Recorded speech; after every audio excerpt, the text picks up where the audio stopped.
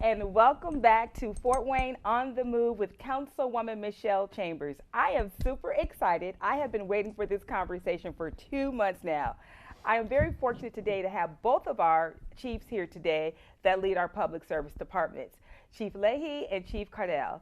Gentlemen, thank you for finally saying yes and being able to coordinate your schedules and come hang out with me today. So this is a very informal conversation. Chief Leahy, I'm gonna start with you and then we'll toss it over to Chief Cardell.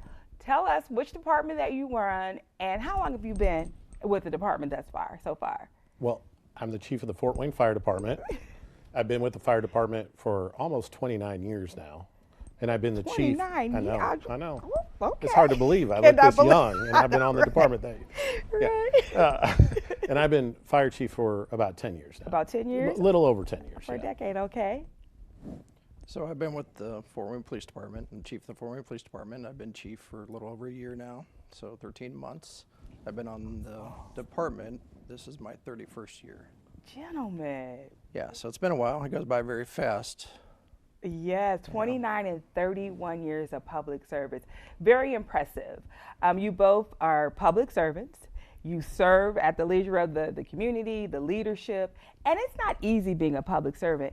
Chief, I'll go back over to you, Chief Cardell. What made you decide to be a police officer? What was that day or that moment you said, I'm going to be a police officer? So I'm a little weird when it comes to this. Every police officer is pretty much going to give the same answer, that they want to serve and they want to help people. So we all kind of have that same drive. It's more of a calling for us, but I decided at a very young age, so like 9 years old, that I'm very goal oriented. So I had some goals that I wanted to serve in the military, I wanted to be a police officer, I wanted to graduate from college. So I was able to do all those things in over a long period of time. But it was just something that I felt that I was called to do. So what was it that a 9-year-old boy saw that made you say, I want to be a police officer? I get the career path, but what was it that you saw? Was it a police officer that you interacted with? Are there other police officers in your family? At 9 years old, how did you know? So I had a lot of friends that had ties to different police departments, and I was involved in Cub Scouts and scouting and stuff, and growing up and things of that nature. So seeing DNR officers, state troopers, and things at different events, and talking to them and seeing what they did, and Fort Wayne Police, New Haven, you name it, different officers and stuff. It just appealed to me from listening to them talk about how it was rewarding to them to be able to help other people. So it was the service of other people that appealed to me. Service of other people. Okay, Chief Leahy, what was your deciding factor that you knew that you would be a fire chief? Well, I didn't really show an interest in the fire department until later in life, not as early as Chief Caldwell there. My story is obviously a little bit different. When I left the military, I came back home, married my high school sweetheart. And I spent the next few years just trying to find my thing that I was going to do. I had in mind what I wanted to do, but I think the good Lord had other plans for me. So as I continued to look and search for that, I had a friend approach me about, he had tried out for the fire department, and he encouraged me to try out as well. Because at that point in time, since I couldn't find my thing, I was thinking about going back in the Army. But that's a tough life for a young family. And so as I explored what my options were, this opportunity presented itself, and I followed that course. I tried out for the fire department. The more I learned about the fire department, I learned that I could kind of scratch that itch of public service that Chief Caldwell was talking about, that I could give back to the community. And that's when I realized that's what I was looking for, the satisfaction that I got from my military service, I could do here. I could achieve the same goal right here at home, and so I followed that track and got on the department, and the rest is history. Did I hear a common thread, Chief Cardell? Did you say military experience too? Did you say? Yes, we both served in the military. Which branch did you serve in? I was in the Marine Corps. Marine. Army. Okay, my stepdad was a Marine, so. Military. Did that have anything to do with you wanting to continue that organized public service career? Was that anything that influenced both of you you being a police officer, you being a fireman? Yeah, I think it did. When I was in high school, I was in the junior ROTC program at Concordia, and I was fortunate enough to be taught and led and shown an example of by just an amazing man named Major Tibor Birbaum. And it was through his leadership and his servant leadership, his selfless service to the community that seed planted itself in me. And he's the one who encouraged me to find a career in the military.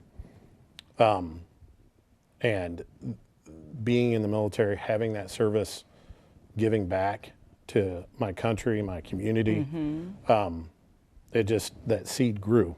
And when I came back to Fort Wayne, I didn't realize it, but that's what I was looking for. So yeah, I think the military had a big influence on that. Yeah, I had noticed that both of you have that military background. Chief Cardell, if we have a young person that's watching this show today, tell us about your academic background. I mean, did you go to college? I heard military.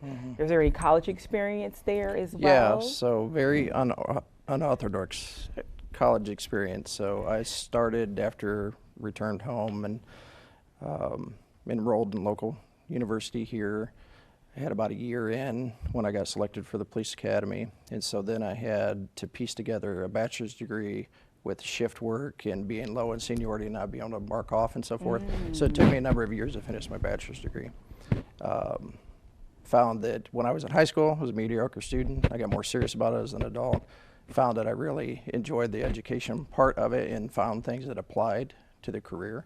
So then I ended up years later then doing a master's degree and also teach as an adjunct instructor for various universities as that opportunity comes up and when I have time. So it was a long process. I didn't do it in 4 years. It took me probably 12 years maybe to do my bachelor's degree between having kids and everything else being involved. But I thought it was important to go to the master's level as well.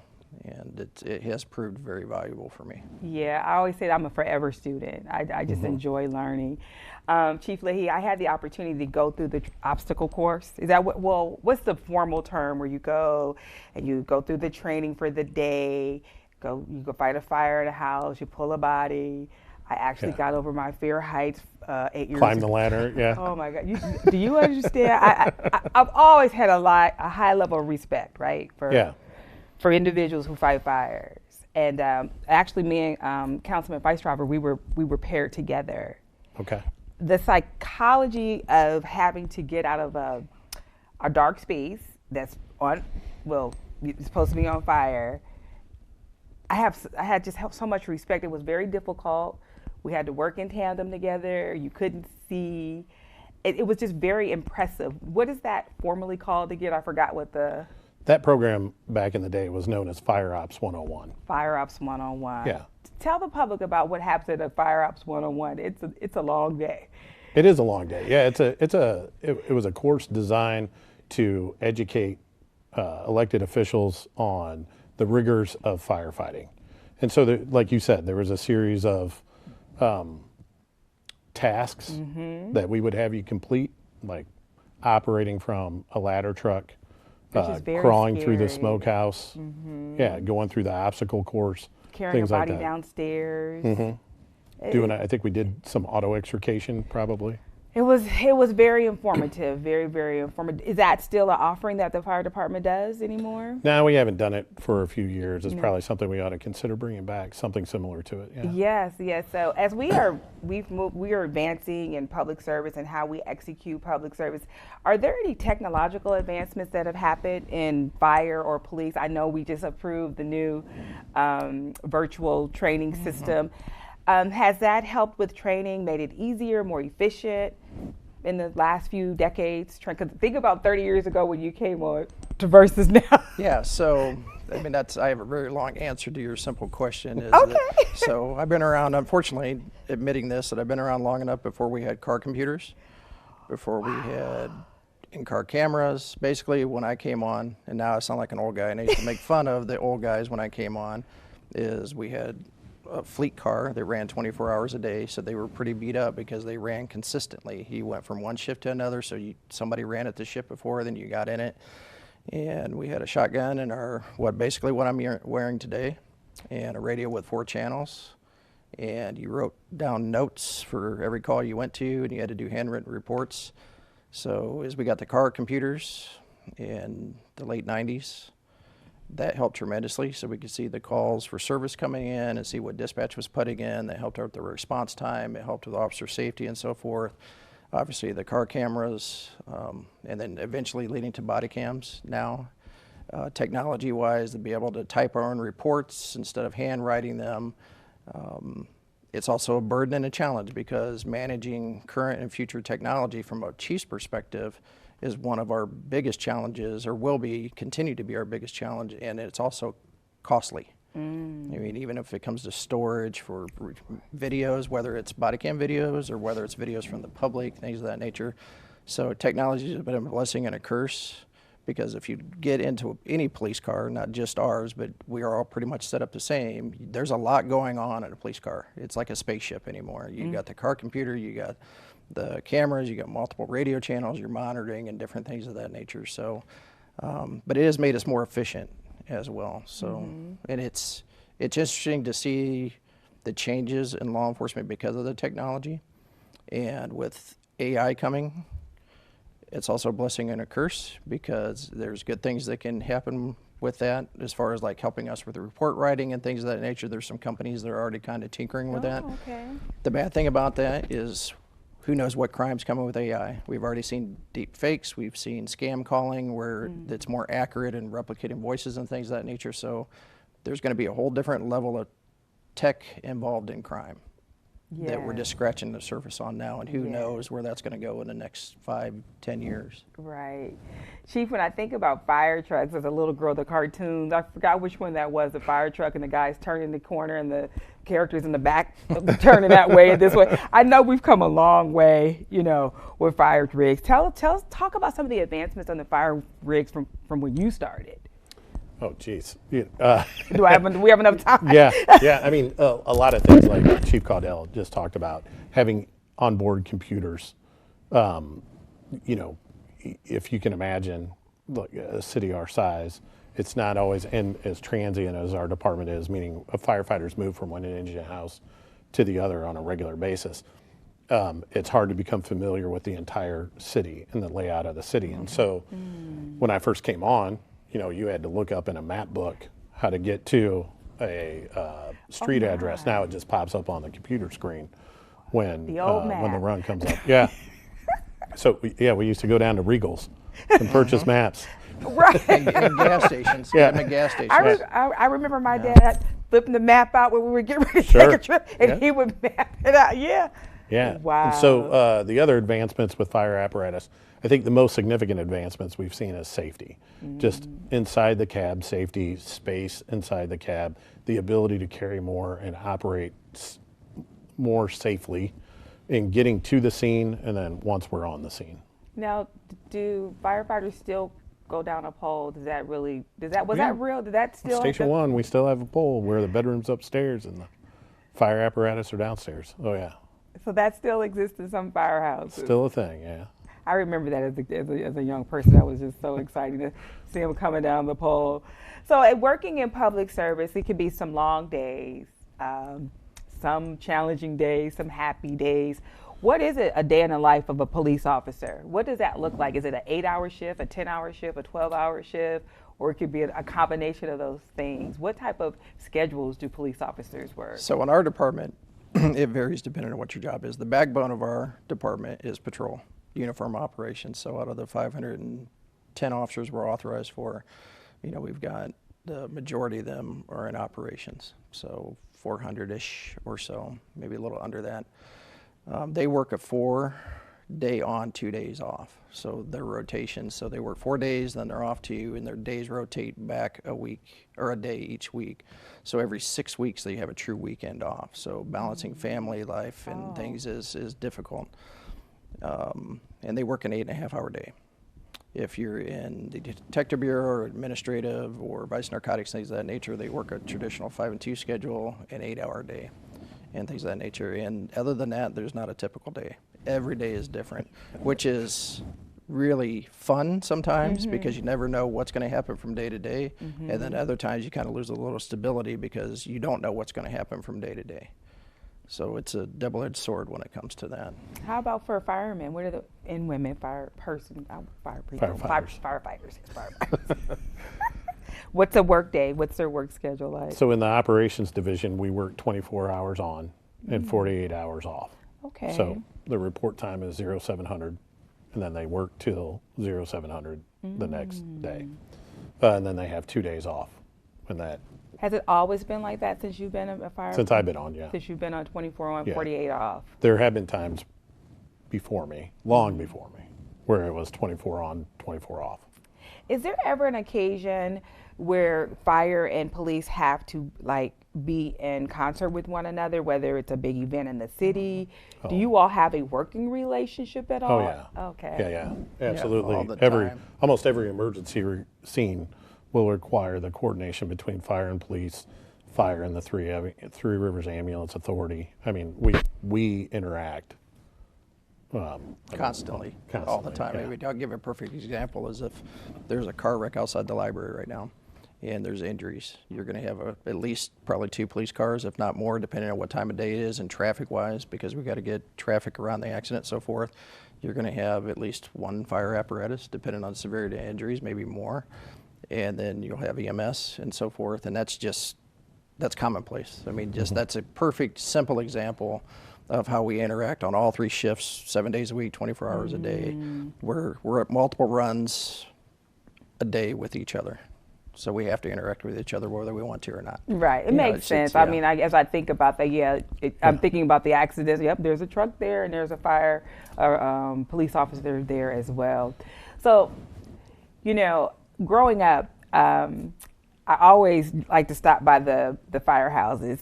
Can the public visit a firehouse? Or is it actually open to the public? Can you just walk up to a firehouse and say, hey, we want to come in and check out the firehouse, what it's like? Absolutely. Oh, Yeah. So tell me about that. We ask that the public just try and limit it between normal business hours, 8 to 5, 9 to 5. You can stop by the engine house. You can request a tour as long as they don't have to leave it on emergency run. The firefighters will accommodate that request. Happens almost daily. And then we also offer blood pressure screenings. So if you okay. stop by any engine house in the city, we offer free blood pressure screenings. That's good. I don't think, Chief, that folks know that you support, or the department supports, other local. I had the opportunity to go a night out. What's it formally called? National Night Out. National Night Out, and you had all of the toys, the SWAT machine, everything. And I was very impressed how you support other fire departments within this, not fire, excuse me, police departments with whether it's SWAT, the robotic robots to go through scenes. How do you establish those relationships with smaller departments to be able to help them to use some of the equipment and things Yeah, of so that a lot of nature? it's mutual aid. I mean, there's state level mutual aid that we're required to help other departments that need help, but a lot of it's voluntarily too. I mean, and part of it is just relationships that, the sheriff and I have known each other for basically the course of our career. The lieutenant that runs the state police post, I've known him before I came onto the police department. Those relationships existed before I came along. We work together. We help each other out with staffing. If we have a call for service and we don't have enough people or they don't have, we just supplement. It's just the course of doing business. Now, with us being the city the size that we are and department size we are, we have resources that other departments don't have. So if they call for those and we can provide those, we will. The bomb squad, right? They Yeah. help in those situations? Yeah, so that one's a little bit different look to it because they are certified through the FBI and so forth. So our bomb squad actually covers or helps cover 11 counties in northern Indiana. Okay. So they can be called to Auburn or Garrett or, going down south to Adams County, Wells County to supplement, because a lot of those departments don't have the technology or the units, and then the state police has a couple bomb techs, but they've got a large area to cover. And then in the central part of the state, Indianapolis Metro does the same thing for the central part of the state. So those are a little bit different because even though it's the Fort Wayne Police Department, we're responsible for covering those areas because of the federal support that we get. That's awesome. Yeah. And another thing that I like that's happening over at the police department, you actually have finally dedicated social workers. I think a lot of times that folks don't realize how much social work that police officers have to do. Right. And the fact that you have dedicated social workers now, I really am happy about that. I had a chance to meet that team when I went to the last event, and I think that's just really a compliment to the vision of the department, because you are here to protect and to serve, but a whole lot comes with protecting and serving. So there are a lot of services that the police department and fire as well provide that I don't believe our community or constituents realize how important it is to have those supplemental support services as well as a public service department, which is really, really good. So I have a picture of you. I'm gonna try to put it in here. My nephew is shaking your hand. He's like, this when he was like 5. Okay. And he's looking up at you, and he's just like so amazed. I am hoping that he's 10 now. Okay. I'm hoping that he really still wants to be a fireman, because I think when children have the opportunity to interact with police officers one-on-one at a young age, it's very impactful and very intentional, and they remember that. He remembers that day like it was yesterday. And what do you think about children learning about, or are there programs in place where kids can learn about how do you become a police officer? This ties into things that the community may not realize. Okay. Things that we do. So outreach to children, school-age children, is a big part of our overall public outreach program. It's important, it's paramount for us to be able to teach kids about fire safety and the importance of fire safety as early as we possibly can. And this is the work that our public educators do out at the Safety Village, combined with the police department as well. Do a phenomenal job. They touch thousands of kids a year with their programming, getting in the schools, bringing kids out to the Safety Village and teaching them about fire safety. And then in addition to that, just these visits to the engine house that we were talking about earlier. You stop by an engine house, I guarantee you our firefighters will engage the children, will show them the equipment on the rig, they'll let them look inside the cab, get a picture on the fire truck. And it's those things that let the community know that we're not separate from them. We are part of the community. We are here to serve them. And our mission of saving lives just doesn't begin and end with the emergency response. It goes far beyond that with public outreach programs, education programs, and just giving back to the community through some of our programs, like charitable programs like Coats for Kids, things like that. And the fire detectors, is that program still? Oh yeah. Yeah, Yep. talk about that, yeah. So yeah, we offer free smoke detectors and carbon monoxide detectors. All you have to do is get on our website. If you don't have access to a computer, you could call our main line and request a smoke detector. And not only will we give you the free smoke detector, we'll send people out to install it in your house. We also have smoke detectors for the hearing impaired community, the deaf community, that kind of shake the bed if you're asleep. Yeah, see, that speaks or to provide those strobes. outside services that go outside of protecting and serving. Can we still do can the public do ride-alongs? Not as easy as they used to be. Oh, There's okay. a lot of liability involved with that anymore. But we do have structured ride-alongs, especially for college students, and we started an internship program this past year for college students. We do one at a time. Something I implemented last year, and we've had great success for people that are interested, not necessarily even being a police officer, if they're interested in criminal justice field at all, that they can come in from a local university. It's typically a junior or a senior from a university. But the days of where somebody could just show up and do a ride along, or because of liability reasons and things of that nature, have went by the wayside for the most part. But we still there's ways to do it. Yeah.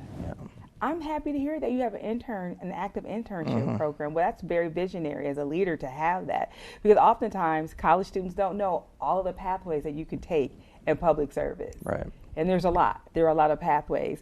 I think about, I've had the opportunity to tour the police department and just to see how things are stored. It is evidence. The way that is organized, and the years and years and years of evidence that you all have to keep, that's a heavy responsibility. But there's a method to it. There's a filing system, all the things that go along with it. And so how long is it, and do you just keep evidence indefinitely, or is there a time frame that people have to keep So it? there's a retention schedule that's set There- by the state of Indiana, and it Okay. depends on what type of evidence it is and whether it's related to a crime and so forth. So when it comes to like a homicide, we have to keep it indefinitely.